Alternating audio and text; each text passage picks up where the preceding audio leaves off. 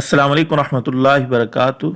بڑی افسوسناک خبر آپ کے ساتھ شیئر کر رہے ہیں۔ مبلغ اسلام حضرت مولانا طارق جمیل صاحب کے سب سے چھوٹے بیٹے عاصم جمیل کا قتل کر دیا ہے، یا ان کا انتقال ہو گیا ہے، کسی ذریعے سے بھی ہوا ہے۔ بڑا افسوسناک واقعہ ہوا ہے۔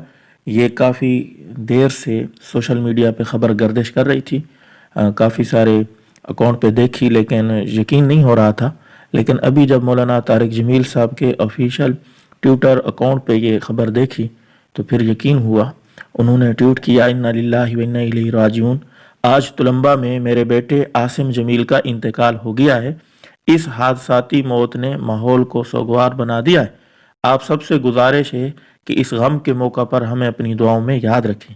اللہ میرے فرزند کو جنت الفردوس میں اعلیٰ مقام عطا فرمائے، آمین یا رب العالمین۔ تمام حضرات سے گزارش ہے اللہ تعالیٰ سے دعا کریں، اللہ تعالیٰ مولانا طارق جمیل صاحب کے اس فرزند کو اس کی مغفرت فرمائے اور اس کے درجات بلند فرمائے، اور مولانا طارق جمیل صاحب کو اور دیگر لواحقین کو صبر جمیل عطا فرمائے، آمین یا رب العالمین۔